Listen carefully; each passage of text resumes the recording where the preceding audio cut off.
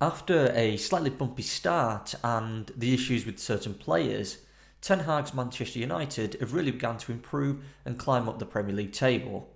And in today's video, we're going to take a look at why. As always, I will leave timestamps and chapters below. I'm Coach Reese. Let's get into the video. Just very quickly before we get started, a big thank you to those who have joined the live streams on Friday. If you're about, it'd be great to see you and get yourself involved with some of the great football discussions that we're having. During the more recent run, there's been comments made about the quality of opposition that Manchester United have faced. And as a coach, that's something you can't control. So within those games, it's more about recognising the manner in which you want to approach the game and how players, units and the collective squad are approaching those key moments. Is Ten Hag seeing those improvements in regards to how he wants his team to approach the game, both in and out of possession and during those moments of transition? In order to maximise the qualities of certain players and increase the tactical level of the team, Ten Hag has favoured a 4-2-3-1 formation. This sees Casemiro and Eriksen within the double pivot, and for the majority of the time, Bruno Fernandes deployed as the number 10.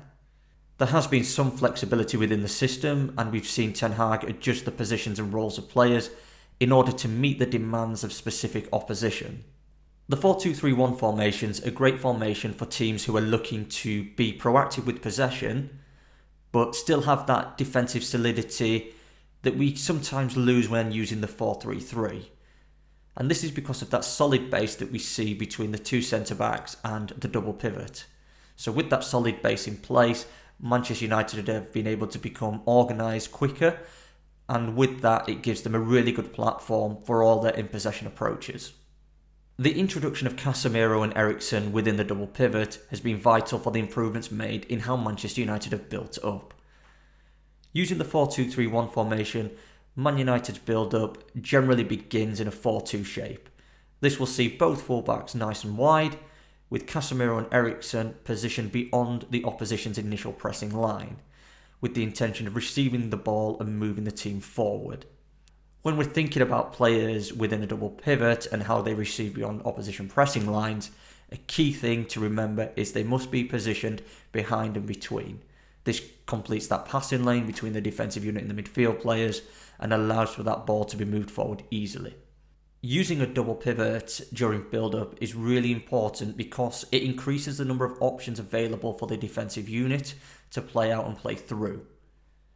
This is really important when we consider that some of the players within Manchester United's defensive unit may have some technical and tactical deficiencies within these moments. De Gea, for example, his distribution has received a lot of criticism.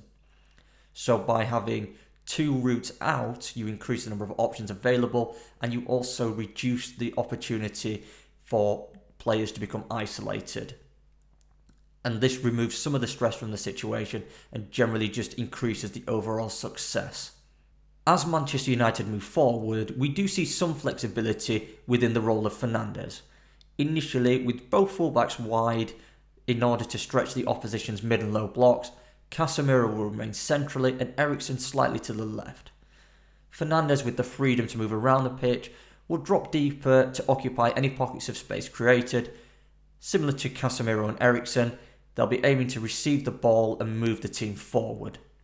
As with most teams who favour a possession-based approach and either the 4-3-3 formation or the 4-2-3-1 formation, as the team progress, we'll see Manchester United move into a 2-3-5. Depending on the opposition that Manchester United are facing, along with the role and position that Fernandes is occupying, this can also look like a 2-2-6, with almost a box rest defence behind the 6 forward players. There's a huge amount of flexibility within Manchester United's attack, and there's a lot of freedom for players such as Fernandes and Eriksen. So although we'll see Eriksen in that slightly deeper role, potentially within Manchester United's rest defence, we'll also see Eriksen move forward to occupy a more advanced role in almost that left 8 role. Marcus Rashford has been vital for a lot of Man United's success this season. Rashford's goal involvements are a big reason as to why Manchester United have been able to climb the Premier League. As a right-footed player playing from the left, we'll generally see Rashford invert. This is as his fullback overlaps. This creates space centrally for Rashford to either attack or depending on how high Manchester United are, he may be in a position to shoot. And this is something that we've seen frequently this season. A really important element for inverted wingers is the moment in which they receive the ball. For example, if Rashford receives the ball in the wide area, he's generally going to be receiving it in quite a static position and potentially with his back to the defending player.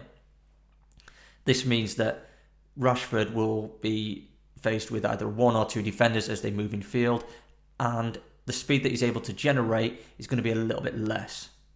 Whereas if Rashford receives the ball as he's beginning his inverted movement, just as he's passing the defending fullback, he's able to receive the ball at speed.